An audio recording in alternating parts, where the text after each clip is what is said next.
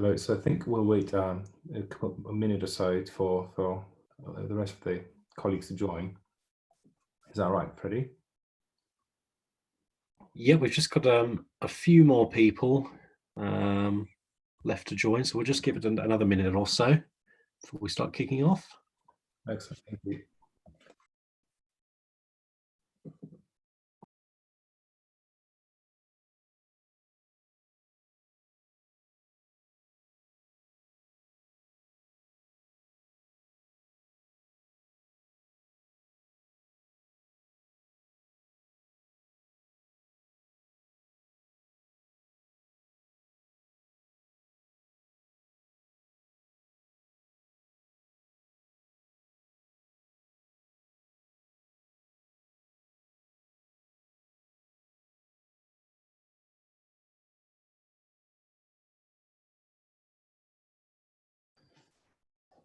Okay, perhaps we'd be ready to start. What do you think, Freddie?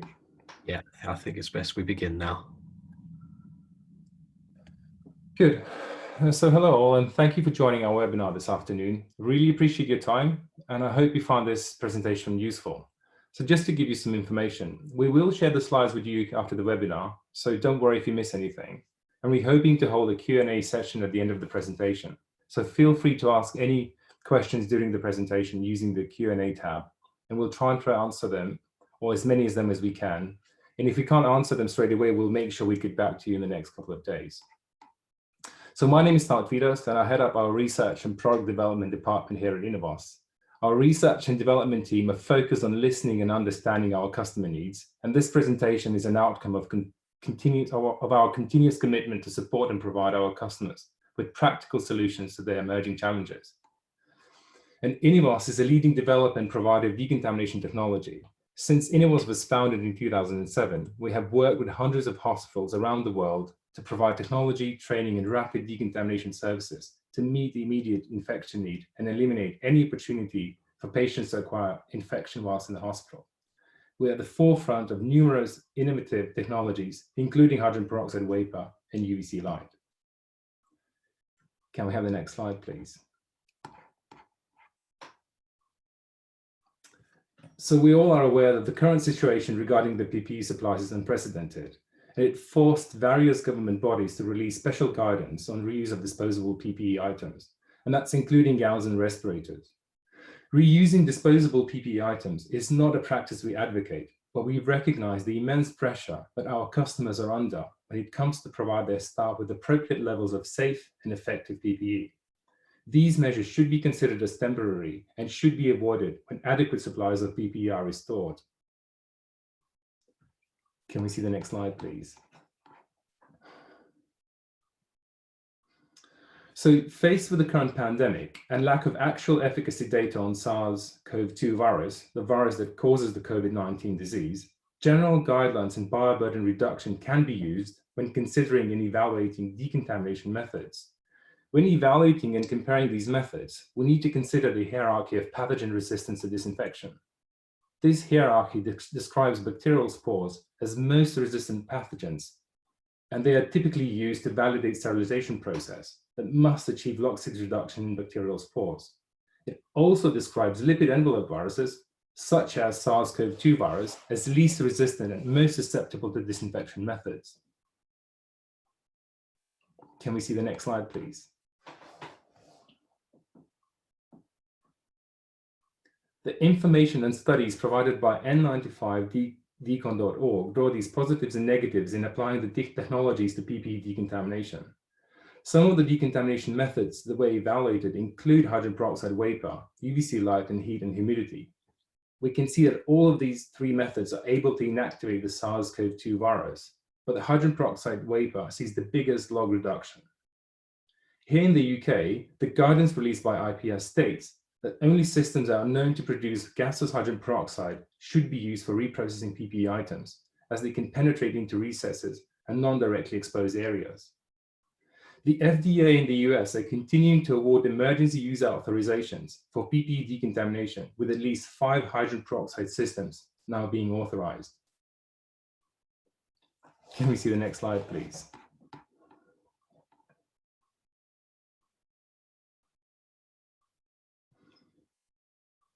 So Inivos hydrogen peroxide system called Proxide had been tested and proven to achieve greater than log 6 reduction against C. diff spores. And that's the most resistant pathogen on the hierarchy of pathogen resistant described previously.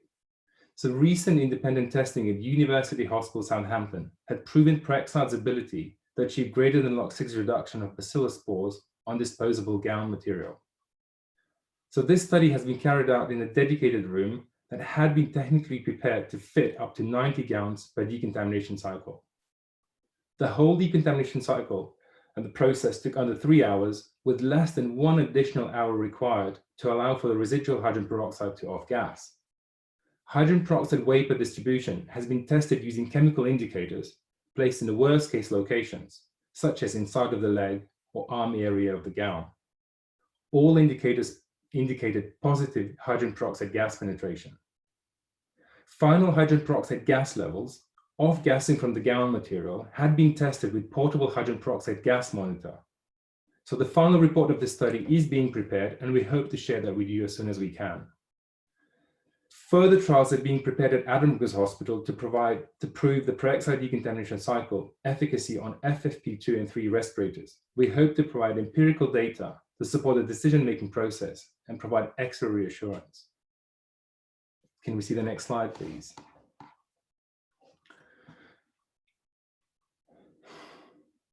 So based on the evidence, therefore, we come up with a strategy to decontaminate PPE using our hydrogen peroxide technology. This flowchart summarizes the whole cycle and highlights critical parts of the process, including user and decontamination technician role in the whole process. Each PPE item will be checked in order to qualify for both decontamination process and reuse. Quality checks will be carried out twice before the decontamination cycle and twice after the successful decontamination process. All this to reduce the risk of the inappropriate PPE being used. Next slide, please. The process starts at the collection point where PPE items are checked by the user for damage and soiling. If PPE items are compatible with the decontamination process, i.e. free from damage and soiling, they would be tagged to trace the custody of the item and packaged for safe transportation to decontamination center. Successful decontamination cycle would be confirmed by the process report generated by the decontamination system, along with chemical indicators. Both will be used for audit trail. Each PPE item would be checked for residual hydrogen peroxide off-gassing and would only be released for packaging once the levels drop below detectable, that's 0 ppm. PPE items would be issued to the original owner, tracing the item tag number with the number of decontamination cycles it had completed. Can we see the next slide, please? So Proxpert provides a dedicated space for decontamination required for cycle to be effective. It is self-contained decontamination chamber with minimum existing infrastructure. Proxpert can be set up in 4 hours with minimal footprint to facilitate local department-level deployment. Twin door design to encourage clean-dirty segregation and process flow.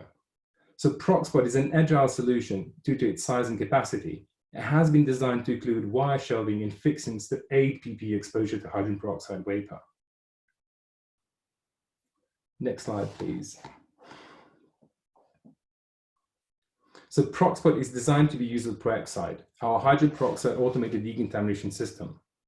The Peroxide system uses low concentration hydrogen peroxide solution and achieves consistent, validated, and high-level efficacy. And Peroxide uses high-frequency ultrasonic vaporization technology combined with fans to force evaporate microscopic droplets of hydrogen peroxide solution into the treatment space. These droplets rapidly evaporate to create gaseous hydrogen peroxide. It's actively circulated decontaminate exposed surfaces in the room. The Peroxide auto-calibrates, self-monitors in real time throughout the decontamination process to ensure the target treatment parameters are met and maintained.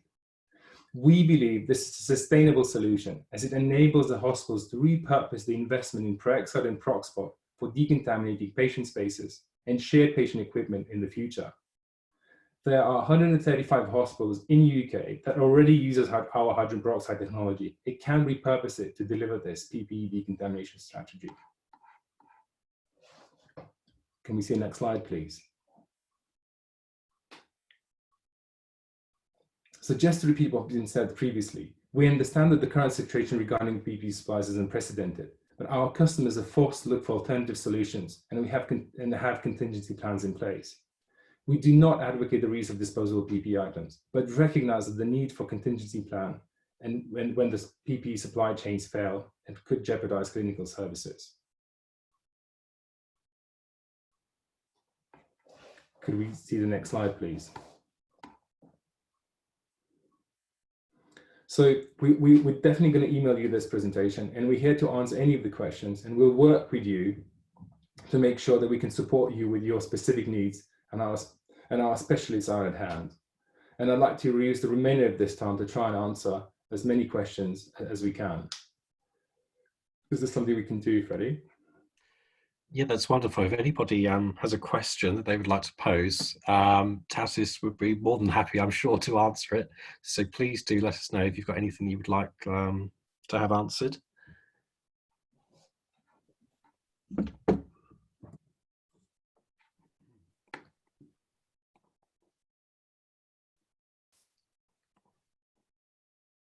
Okay, so we've got a question from Chris Lynch, who asks if there are any risk from excipients from HPV system, such as silver nitrate, if used for mask decontamination. Okay, well, thanks, Chris, for the question. So just to confirm, the hydrogen peroxide, low concentration hydrogen peroxide that we employ with our Peroxide system does not contain silver nitrate. So there wouldn't be any risk to do with silver nitrate, because we don't use that with our solution. We would check every single item for hydrogen peroxide off-gassing to make sure that the levels would drop below detectable levels, so that's 0 ppm, before they would get packaged. And knowing that hydrogen peroxide breaks down into oxygen and water, there shouldn't be any harmful elements left on the PPE item.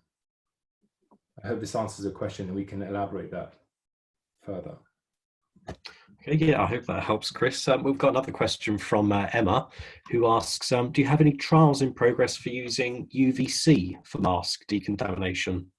Well, it's a good question, Emma, and thanks for that. So at the moment, we know that hydrogen peroxide achieved the highest log reduction in SARS-CoV-2 virus, and we believe is the best approach given the any kind of positives to do with hydrogen peroxide vapor. However, we will look into the UVC light and decontaminating PPE using UVC light. However, our current trials are more focused in validating and reassuring the hydrogen peroxide process. But there's certainly something we will look into in the future. Just on a similar vein there, Tautis, I've got a question from Tracy, who asks if there's any data on decontamination of FFP3 masks, either using HPV or UVC. Okay. There's a lot of information about, thanks for the question. So there's a lot of information now currently available on the site that I've listed, that's n95decon.org. And again, the FDA had approved at least 5 hydrogen peroxide systems, and all of them had to supply some data to do with N95 respirators decontamination. We are hoping to run the trial at Admiral's Hospital to do with FFP2 and 3 respirators, which is an equivalent of N95 in the US, to try and get some empirical data on those mask decontamination. So once we've done these trials and got our results, we'll share that with you guys. Okay, that's wonderful. I don't know if anybody else has any more questions, or if Tautis has satisfied everybody's curiosity there. We will, of course, be emailing this out to you. Sorry, Freddie, I think there's some questions going into the chat area. Can we check that? Yeah, certainly. Okay, so we've got a question from Toby about saying that 3 hours for the Peroxide process. He thought that the average length of time was 2 hours. Okay, He's saying it takes longer to decontaminate PPE. It's a very good question. So our standard process in the normal side room environment would take less than 2 hours. Now we deliberately are going to fill the chamber or the room with absorbent material, which will prolong the process time, both our injection phase and our deactivation phase. Just to elaborate on how the process works, the whole decontamination cycle consists of 3 distinct phases, which is the injection phase, where we inject low concentration hydrogen peroxide into the ambient in order to meet the target level. And then we'd go into the dwell phase, where we have to maintain that level of hydrogen peroxide for the defined period of time. And then clearly you have the final phase, which is called deactivation, where we need to deal with any of the hydrogen peroxide left behind as well. So given that we're going to fill the room with absorbent material, we anticipate that the cycle will take longer. And the 3 hours suggested in the slides were that the amount of time it took for us to decontaminate a room filled with 90 gallons in the testing that we've done at Southampton. So you're right, our normal process in a normal area where we remove all the absorbent materials to decontaminate surfaces within a normal hospital setting would be less than 2 hours. But given that we will fill the room with absorbent materials such as respirators or gowns, we anticipate that that time will be longer. I hope that answers the question, Toby. And we've got, on a similar vein, Suzanne is asking if HPV is preferable to Ultra V for decontamination of PAPRs. So again, just try and repeat what we've said previously. So we know that hydrogen peroxide is better at reaching all the surfaces of any of the items you put into that chamber. And from the practical point of view, it's a lot easier to set the hydrogen peroxide process than UVC light process. From some of the studies that we've done, it means that even if you're able to expose all the surfaces to UVC light, it's quite an involved process. And given that we're trying to do up to 400 respirators in the pod, it would be somewhat difficult to implement a process where you'd be able to expose all these surfaces to UVC light. And that's the main reason why where we've chosen hydrogen peroxide technology for that. And I think most of the research available to date is kind of backing this up as well. Okay, thanks, Tautis. We have a question about the University of Southampton study. Do we know when that's going to be published? Well, we're hoping to see some, so we got the results and I've shared a preview of that. We're hoping to have a final study in the next couple of days. As you can imagine, we've only completed these trials just last week, and it was just a tremendous amount of effort from both Southampton University Hospital and their microbiology team, and I can only thank them enough to pull all that effort together. But it will take a couple of days to pull the whole report and make sure everything is correct. But the results were outstanding, and we're really pleased with it. With them. Okay, great. And I've just got a question, a technical one here about how long is it taking to off-gas gowns on average? So from the trial we did at Southampton, we've seen that we took extra deactivation time to get the levels in the room down to 2 ppm, at which stage we were able to go into the room and open the window to aid the aeration. And once the levels had dropped to 1 ppm, we entered the room to check the gas levels inside of the gown, and so that's leg and arm. And we have detected levels at around 1 to 2 ppm.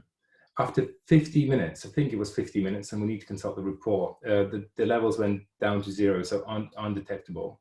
And that gives us an assumption that even the room filled with 90 gallons with adequate and good ventilation could get rid of all the remaining hydrogen peroxide from the gown material within an hour, but should definitely need to be confirmed with a electrochemical hydrogen peroxide gas monitor to make sure that we don't package anything that still has residual hydrogen peroxide on the surface.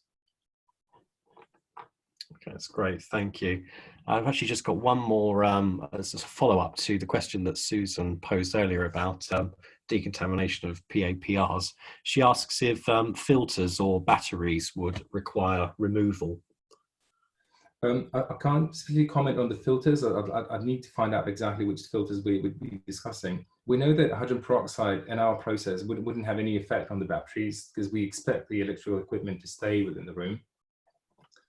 I'm not entirely sure about the filters, so sorry, I probably would have to look into that and get back to Suzanne. Yeah, that's great. Yeah, of course, any questions that you do have that you want to further follow up to, then somebody will certainly be in touch with you after this. I think that's all we have in terms of questions now. Anything else you'd like to add there, Tautis? I think I've just seen a question where somebody is asking whether we can possibly show the slide about the process stages, and if there's any questions to do that, I can elaborate on what we have in there. Yeah, certainly. Just find that.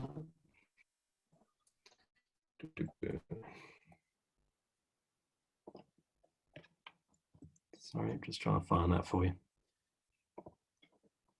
Here we are. perhaps a slide before where it shows all the stages in the flowchart form. Certainly, there we go. So just a couple of comments. We were trying to show a process in a simply to understand way and kind of highlighting the effect that what user has about checking the PPE before it's been committed to the decontamination process. And then there'll be a separate technician checking to make sure that that PPE item is not sold or damaged. After it would go through the whole decontamination cycle, the technician would check the integrity of the mask to make sure it's not sold or broken. And then the operator, when he gets the mask, or the staff member would get their own equipment back, they would have to look at it to make sure that they're happy with the whether the mask is not broken. So there's kind of 4 points of checks to make sure that, you know, that at each of those opportunities we can dispose of that mask to make sure that we use the right one. Okay. I've got a question from Heather about the off-gassing. She asks, where can these monitors be purchased or loaned to check if off-gas is complete? Yeah. So we use these gas monitors at our standard operating process. So we're happy to help with those, and you can get in touch with any of our regional managers to get information about that. But we use an electrochemical cell for monitoring hydrogen peroxide, and it's a handheld device, and it is battery powered. And yeah, we can definitely help with those.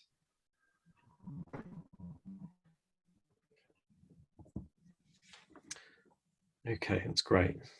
Just thinking another question, I think is from Carol saying, is this technology leased? And again, we're absolutely happy to help with any of the specific needs for your setting. So perhaps after we've emailed you the presentation or any of the contact details you have, just get in touch and we can discuss any of the specific needs you have in your healthcare setting.